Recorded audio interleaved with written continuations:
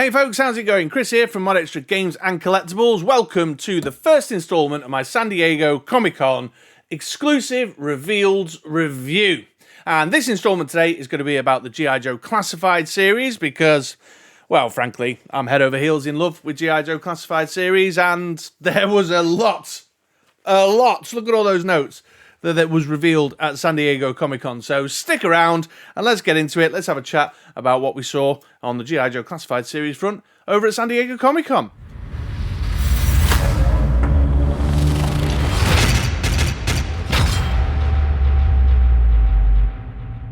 Yes, folks, that is right. In typical Mod Extra Games and Collectibles fashion, I have got my finger on the pulse, talking about the hot news well over a week since the hot news actually happened. San Diego Comic-Con's been like 2 weekends ago now. Apologies for that. You know, real life just gets in the way of nerd life sometimes, and it's been difficult for me to sit down and get this recorded. But I've got 2 installments planned for this San Diego Comic-Con coverage. This first installment is going to be exclusively G.I. Joe Classified series because, on the one instance, it's my favourite line at the moment, so I want to give it some good time and get some good chat going about it. But in the second instance, it occurs to me, it feels like to me that many of you folks out there in the wonderful, beautiful, handsome, charming, witty, erudite Mod Extra Games and Collectibles viewing community are hanging around because you have a love and a passion for the G.I. Joe Classified series stuff like I do. So you've got to give the punters what they want, haven't you? I'm here for you, folks.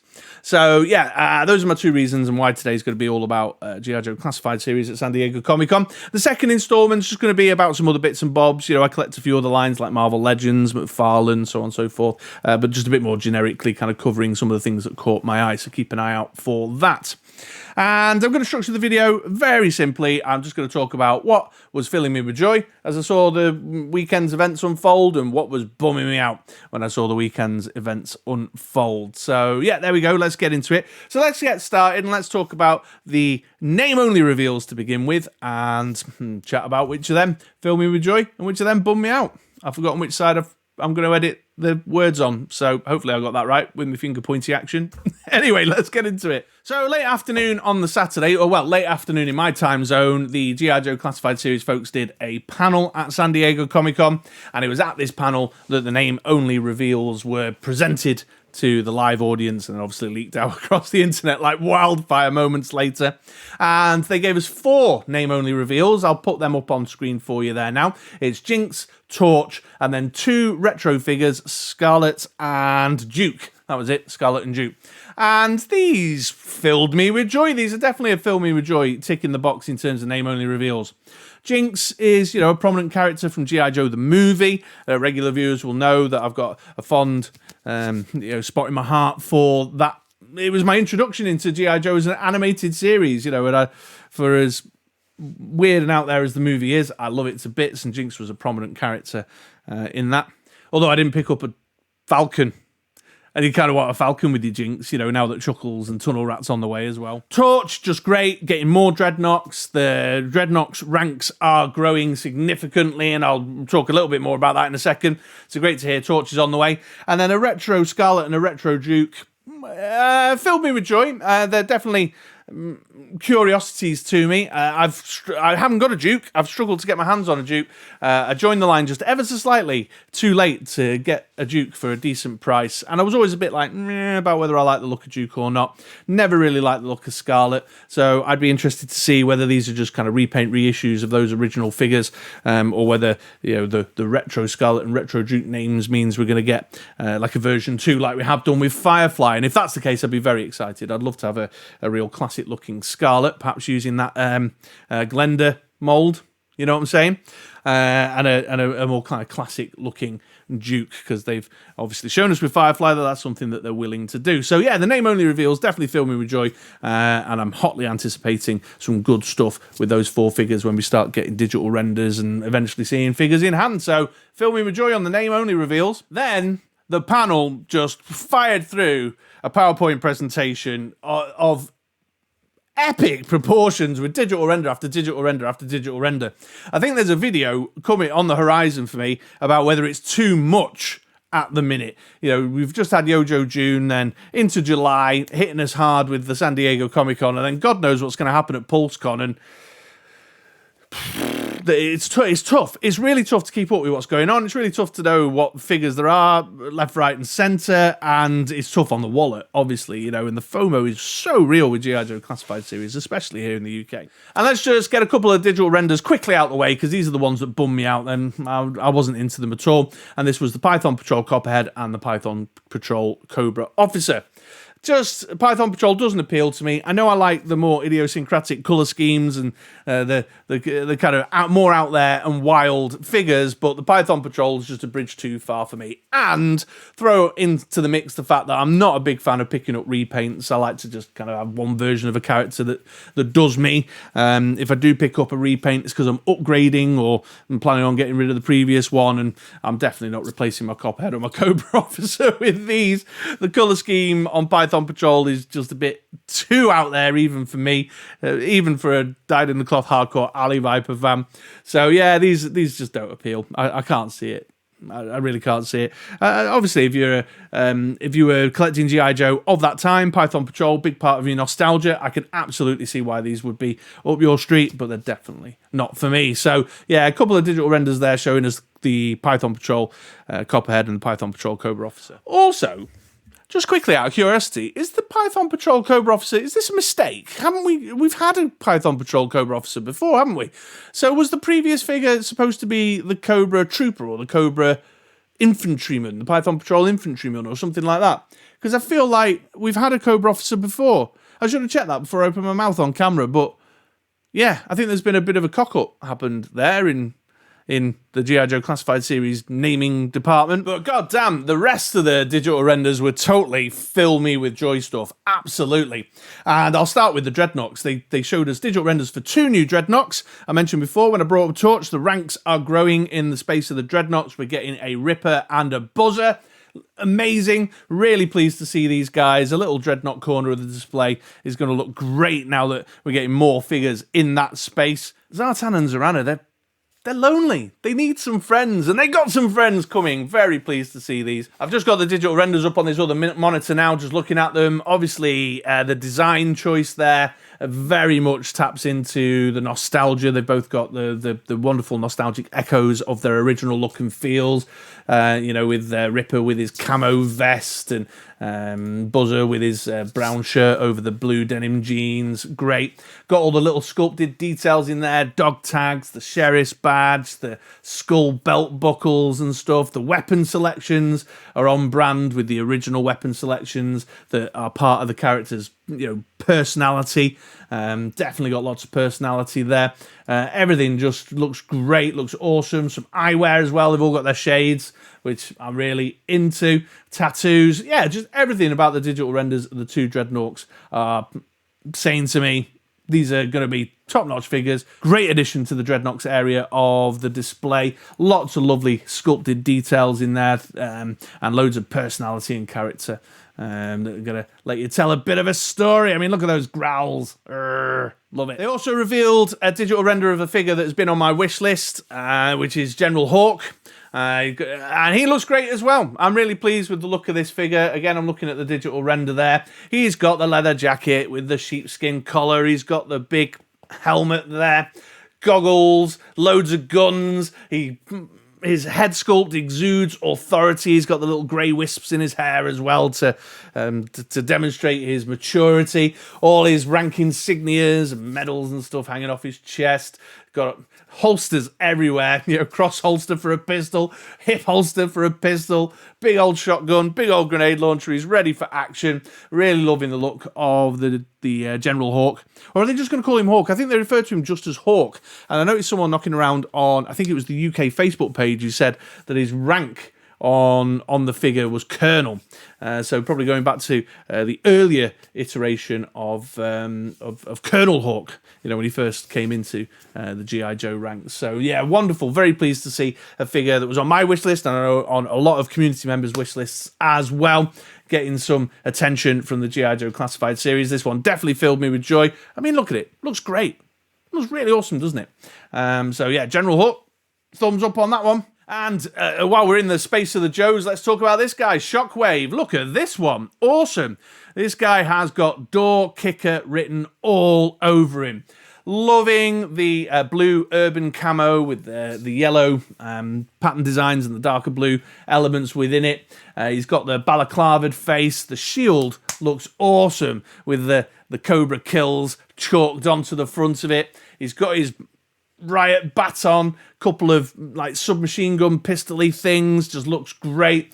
Again, more personality, more character, something else to break up the tone and feel of your G.I. Joe Classified Series display with a splash of different colour in the colour palette, with a different type of specialism out, you know, because we've got loads of folks who look like they'll do good in a forest or a jungle or whatever, haven't we? And we've got quite a few snowy folks as well now, but now we've got some more urban dudes who are going to get into it. Yeah, it just looks like a great little door kicker there. It looks like all his weapons can be stored about his person too. Definitely a pre-order for me. I've got, if the figure turns up like that, then no complaints on this front whatsoever. Doesn't Shockwave look great? Let me know in the comments down below if you agree. Then we got a digital render of Agent Helix, a character I'm less familiar with. She's from later in the sort of G.I. Joe lore. I think she's from the IDW Real American Hero comic line. I read the IDW separate continuity. I'm less familiar with this. I'm definitely familiar with the look, you know, with the character though, from because she features prominently on a lot of the Real American Hero IDW comic covers. So I've seen her around a great deal as a character on the covers. I still think I'm going to pick this one up, though. A couple of reasons for that. First is the Reigns Viper has taught me a little bit of something about, to quote someone from my comments, a great fig is a great fig. And I think I'm at the point now with G.I. Joe Classified Series where the absence of a nostalgic connection is not affecting my enjoyment of the figures and how the story that's taking place within the line itself. I also think it just looks like a great figure. That splashy yellow is welcome on the G.I. Joe side of the shelf. I want more female characters in the line as well. There's definitely a bit of a sausage fest going on at times in some of the ways I configure my displays. These claws, these arm claws, look really interesting to me. I like those, and I think they're just nice bits box fodder as well. You know, if I ever try and kitbash a Scandal from DC Comics or something. And so, yeah, she's got a great weapon selection. I like the backpack where she can store it all on. And she's just got a lot of great stuff going on. And I think the G.I. Joe Classified Series female figures are awesome. You know, so if her articulation is equal to what we got with Zorana, for example, I'm going to be a very happy chappy. So even without the nostalgic connection to this character, I like the look of what I'm seeing on the digital render. I keep glancing at it over on this monitor. Sorry, I'll try and make more eye contact with you, beautiful people. But I like what I'm seeing just in general as a good quality figure, and I am now moving past the point of a need for a nostalgic connection. So yeah, another one that filled me with joy. Then we got this bad boy. Now I read somewhere that this wasn't supposed to be shown, and then it was shown by accident or something, or they teased it earlier on, and then they said at the end, oh, go on then, or something. I'm not entirely sure what the full story is there, so if anybody does know, or has a better recollection of reading stuff than I do, then let me know. But look at this, a Vamp and Clutch. Got a little four-wheel drive Jeepy thing on the way, folks. And now, I know that for many in the community, this is, you know, manna from heaven. Absolutely. The vehicle element of G.I. Joe is a big part of your play experience, a big part of your enjoyment of the collecting, and so something along these lines is absolutely going to turn you on. Clutch looks like a fair enough character. He's got a little bit of his own personality with the tattoos and stuff going on there, and I just love it when they sculpt beards on the G.I. Joes, man. They've really got that pinned down. So yeah, it's a great offering. It's unlikely that I'm going to be pre-ordering this, and I've said before, I'm more about the characters than I am about the vehicles. I've got money and space issues sometimes, and I just feel like this is probably going to be out of my budget and is probably not going to cut it with the with Mod Extra Games and Collectibles wife. Her indoors is not going to go for this, I don't think. Just another big beastly thing to fill up a load of space. But it does look great. It looks awesome. It looks awesome. I've got no complaints whatsoever from what I'm seeing here on the digital render. I do think it's a well put together little package. The accessory selection is great with the fire axe and the fire extinguisher and the spanner and the fuel cans and the shovel and all that. It's got all great stuff that is generically useful for a G.I. Joe Classified Series collection. I just have doubts that I'll be able to afford it. But I totally recognise how appealing that will be for the community at large. And it looks awesome. Yeah, I'm just not going to be able to stretch to it. They're already pressuring my budget enough as it is, and to start going in on vehicles that I haven't really got the room for in the house. I mean, how big is that going to be, I wonder? They said it could fit 2 6-inch classified figures comfortably. How big is the Valaverse thing? That's got folks like hanging off it all over the place, isn't it? They've built that to fit about 10 Action Force figures in, so it's probably not going to be that size. The price, what would you reckon? 100? 110, 120, I don't know. Yeah, drop your speculation down below and let me know if you're a vehicle fan or if you, like me, are just a kind of character fan. But yeah, there you go. There's the Vamp and Clutch. Then they showed us this bad boy, the SMS with the Techno Viper in the Hiss Tank Fire Team colour scheme. I've not talked about that yet, but the Hiss Tank Fire Team colour scheme, so in the black, greys and reds there. Now, I'm not sure about this one. I'm not sure. I really want the purple classic Techno Viper. I just want that balmy purple on the shelf. the Cobra side of the display is looking awesome. It's like a proper just explosion of colour. The colour palette is amazing over there, and I kind of want the purple one. I'm not in on the Hiss Tank either, so yeah, I'm not looking for characters that can tie into that in terms of displaying or playing. I'll talk about the triple pack in a minute, but that doesn't appeal to me greatly. So while I'm pleased to see another Viper, a Techno Viper, while I like this, this missile launching platform, it looks great. I could see that being really nice next to Scrap Iron's drone and having a whole kind of artillery offensive thing on the Cobra side. For those of us who take photos or diorama makers, you could do some really interesting stuff with those. With the artillery, with the missiles and that. I'm just a bit disappointed that they've gone foot first with the fire team, this Hiss Tank Fire Team colour scheme thing that doesn't appeal to me. Well, I mean, it's a good colour scheme actually. The grey, blacks and reds do look great, but I can see I'm probably going to skip this one and sit tight with fingers crossed, living in the hope that we get a traditional Techno Viper colour scheme release. I'll take it with or without the rocket launcher. The rocket launcher would be great. It'd be cool. So yeah, looks good. Looks like a great sculpt on the figure. It's got those nostalgic elements. That backpack is looking with the hose into the gun. It's looking very typically Techno Viper the way they look back in the day. So I'm pleased with that. Just not so switched on by the colour scheme there. Which should lead me neatly into these. The triple pack, the Hiss Tank, the 788 Fire Team Hiss Tank Team People thing. What's the name? I've written 788 Fire Team. So that's what I shall refer to them as. I'll put it on screen down here somewhere, what the real name is. But yeah, these are interesting. Now these they were revealed and then they've gone up for pre-order. They're out there. We've seen promo shots of the figures. There were shots of the figures in the cabinets. So they're out there. You can get your hands on these. I'm just clicking around. Sorry, I'm clicking around on the other monitor to look at the pictures. But it's an officer, Cobra Officer, a Cobra Infantryman, and a Range Viper. And they look great. I mean, like I said, the black and red and grey colour scheme is interesting. It looks awesome. And it's just another repaint again of a figure I've already got that I'm not particularly interested in. I like the random out there stuff. So these guys are perhaps just a little bit bland. They do look cool though, don't they? I mean, I'm sat here saying that, but I'm looking at it on this other monitor here going, yeah, they do look cool. So watch this space. I may be backtracking on what I've said here. But like the Range Viper, you know what I mean? I feel like the black and red doesn't sell the figure the same way as... Oh, he's just up here, actually. I don't feel like the black and red sells the figure as much as all that. I mean, look at all that that's going on. It's just, I don't know. I'm struggling to articulate, really, why this Fire Team colour scheme isn't appealing to me, because it's that kind of black, sleek, menacing look of them is actually, and as I'm looking over the pictures, it's actually pretty good, isn't it? But I don't know, just something about them's not just not switching me on.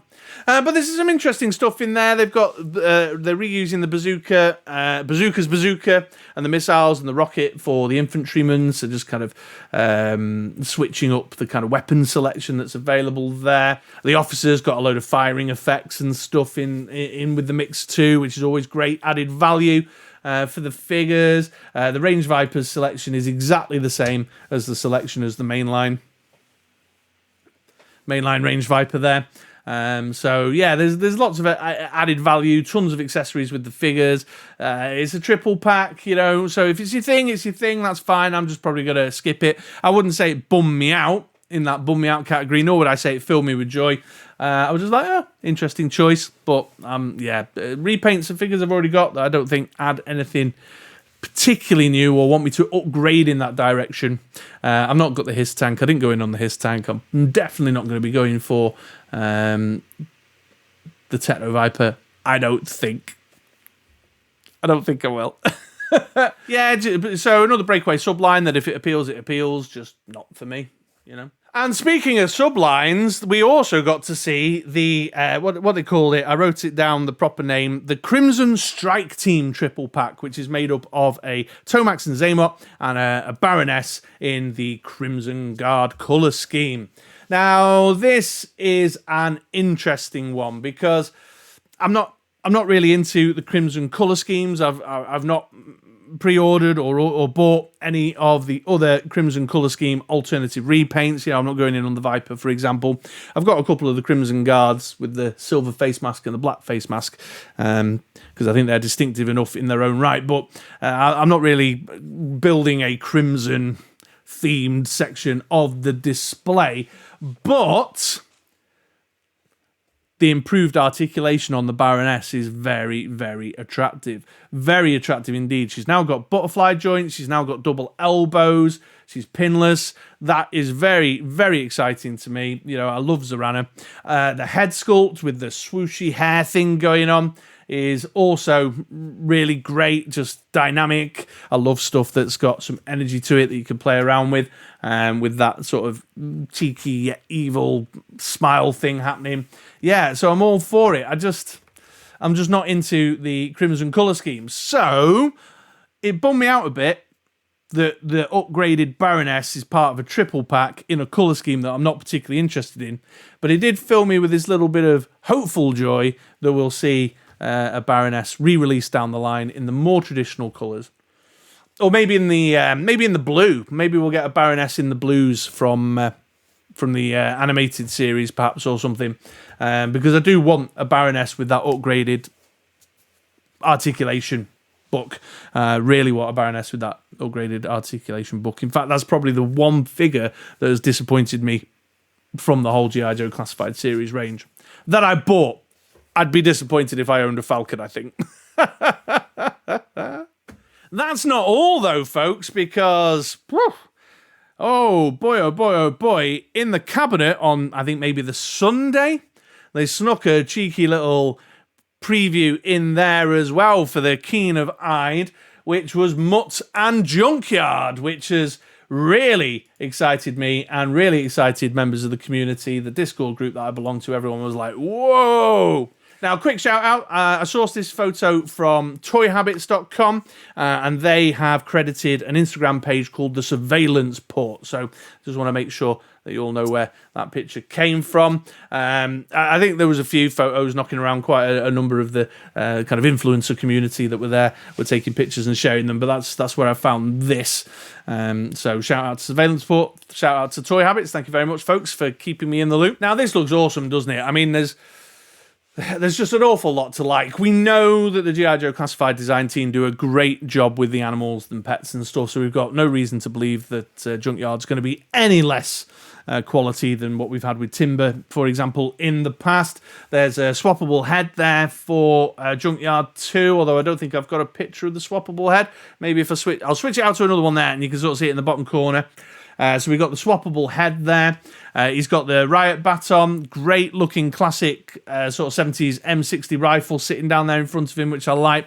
The helmet, the goggles. He's growling. There's definitely a kind of the pet looking like the owner looking like the pet kind of thing going on there, which is awesome.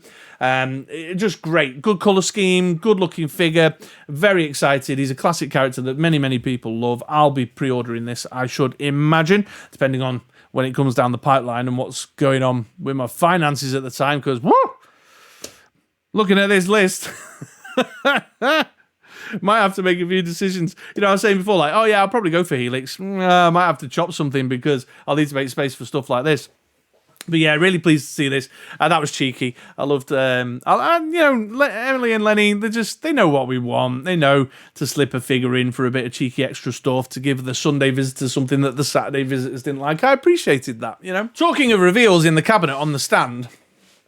Oh, I've just glanced at myself and my lighting's all over the place today, innit? This is what happens when I record over the weekend during the daytime and the British weather. The sun comes out, then the sun goes away, then the sun comes out, then the sun goes away. So sorry, apologies for anyone who's getting freaked out by all the changed lighting. And when I edit it, it'll be chopping and changing even more. Anyway, cabinet reveals. So we had a Tiger Force Flint and a Python Patrol Viper. Let's start with the Flint. Already up and available for pre-order. So if this tickles your fancy, you can go and get it. The face paint job makes me think of Rufio from Hook. Rufio. Yeah, I'm not into it. I'm not into it at all. I mean, obviously, my repaint rule applies here, that I'm only going to pick up a repaint if there's something about it that's an upgrade or distinctively attractive enough. And this is not distinctively attractive enough to replace the Flint I've already got in the collection. And all, you know, the weapon selection is all reused. They've chucked in Rekondo's rifle and Rekondo's machete thing, Gurkha knife, to mix it up a touch. But yeah, the Tiger Force brown shirt at the top looks, I just don't like it. The colour scheme does not appeal to my taste. It's as simple as that. So I've already got a Flint. I love the Flint I've got. So yeah, this is easy pass for me, this one. Easy pass. And I need a few easy passes in my life with the G.I. Joe Classified Series line. And that paint job over the eyes just looks goofy to me. I can't get on board with it. So there we go. So I've not pre-ordered this one. And then the Viper. Let's talk about Viper. Let me bring her up on screen in front of me so I can see. I've flip-flopped on this one, actually, if I'm being honest. I feel like there's a lot to like, but there's a lot to dislike as well. Some of the photos I saw floating around on socials from attendees who took snaps from the glass cabinet made it look a bit weirdly shaped and disproportionate. I couldn't put my finger on it, like something didn't look right. But I do want more females on the shelf. I like the ninja stuff, and my ninja kind of section of my G.I. Joe Classified Series display. I don't know. It needs a little something more, definitely. I didn't go in on the blue Vipers. I've not got a Kamakura because he was a bit too expensive for what he was, I felt.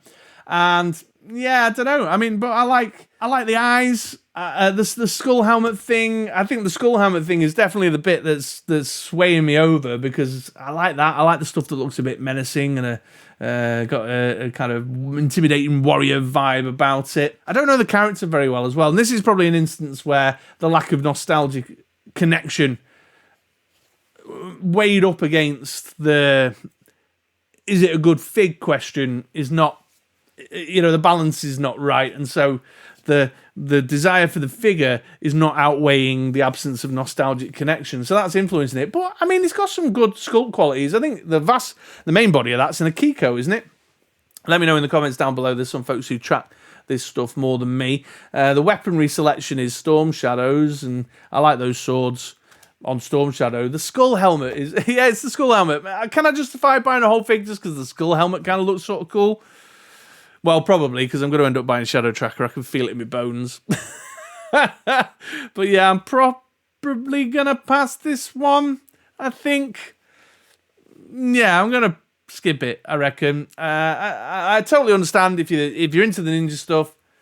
I don't know, I do kind of want another ninja, though. Oh, I don't know. What's his space on that one? She's definitely... I'm flip-flopping. She's got me on the fence. She didn't fill me with mad joy. She didn't totally bum me out, though. She just confused me. So let's see what happens. Oh boy, I feel like I've got to do a quick list check because there was so much stuff. Have I covered everything? No, I haven't covered everything. There's one I've missed. I've missed this guy, Tripwire, who went like, boom, straight up, boom, available. Here you go, come and get him. Tripwire is available for purchase, which was, again, horrifying and exciting at the same time. Horrifying for my wallet, but exciting because I know a few people were like, if you didn't have the little, sniffer rat, I wouldn't have been interested, but I like it. The promo shots definitely sold me on Tripwire. I thought they've done some really lovely stuff with the photography, showing off the figure in the action, that kind of Hurt Locker vibe stuff. I like that all the bomb vest, ballistic stuff is all removable. You got different sort of a layered up approach, so you can build it up or take it down as per your needs, wants, and desires as you're playing, as you're taking photos, as you're displaying, so lots of options. The metal detector, the little robot, all that stuff. Yeah, Tripwire, I went straight in on because I saw the promo shots and went, yeah, oh yeah, defo, going in on that. And the cute little rat. Who wouldn't want a cute little rat in their G.I. Joe classified pet stroke animal selection? So yeah, he's good sculpt. He's got good head sculpt, good body sculpt, all that kind of options within the accessory selection. Yeah, it appealed to me a great deal, and so I went in on Tripwire. Lots of stuff to like about this figure, I feel. So there you go. And there we go. I think I have covered all of the stuff that went on at the San Diego Comic-Con. Now, I've got a growing list in my little notebook here of all the what's available for pre-order, what's been name-only revealed, what we've seen as digital renders so far, what's been revealed but not been made available for pre-order, all this kind of, this sort of growing list thing here, which maybe I'll make a video or I'll put on a Google sheet somewhere. Would that be helpful if I put this list on a Google sheet somewhere that people can then just cut and paste it out and keep their own records? I don't know. But by my count right now, we've got 39 figures. 39 figures, of which about 12 of them are currently up and available for pre-order. And a batch of them, around 7 or 8, are name-only reveals. So it's hard to keep a track of this stuff. And while the San Diego Comic-Con reveals, in the moment when the pictures are coming out and you're on the socials, and shout out to my guys in the Discord group. I love hanging out in there when stuff's going on because there's a real energy and momentum about it all and excitement for the line, and that's all wonderful. But there's a lot going on. There's an awful lot going on in the line, and perhaps too much. So I might revisit this idea, but let me know if a video just quickly going over everything as it stands at the moment, perhaps before PulseCon comes along, or if you want me to whip up a quick Google sheet that I can share a link for in the description or something, I'd be happy to do so. So there you go. So there's my thoughts on San Diego Comic-Con G.I. Joe Classified Series reveals. Perhaps not as thorough and detailed as I was usually be, because there's so much of it. I just didn't want to make this an enormous video, and I think it's already pretty long. So, by all means, drop down into the comments below and let me know your thoughts. What was your standout reveal? What was your easy pass reveal? What filled you with joy? What bummed you out as you were watching the stuff unfold over the convention couple of days? I'd love to hear what you think. Do you agree with me? Do you disagree with me? And, of course, while you're down there popping a comment in, make sure you do all the button pressy stuff. Give us a like. Helps me get the message out. Helps engagement. Send signals to YouTube that informs the rest of YouTubey people that my videos might be of interest to them. Subscribe if you're not already subscribed. I know loads of you don't subscribe, and it's just a free thing you can do to show appreciation for the video if you found it useful or informative or entertaining. And also there's the money stuff as well, the really dirty money stuff that I struggle to talk about. Fire us a super thanks over, folks, if you appreciate the time, energy and effort that I put into the channel. I'm really looking to try and grow this so that I can diversify the selection of stuff that I review here on the channel. And with the way things are financially, I could do with maybe a helping hand if I've been helping you, or join up. Throw us a little cash every month and enjoy the special emojis that I've put together. Or at the very least, if you shop with Entertainment Earth, if you're over in North America and you shop with Entertainment Earth, please consider using my affiliate link to get me that sweet, sweet kickback. That's a win-win for you and me. So there you go. There's all the dirty money stuff. I'm really struggling to talk about that bit. Anyway, thanks so very much for coming and hanging out. I know there's so many other YouTube channels you could be watching, and you chose mine, and I'm blessed and grateful for that. And yeah, I'll see you around these parts sometime soon. If you're interested, swing back by to catch the second San Diego Comic-Con installment. So yeah, take it easy, folks. Hope you have a great day.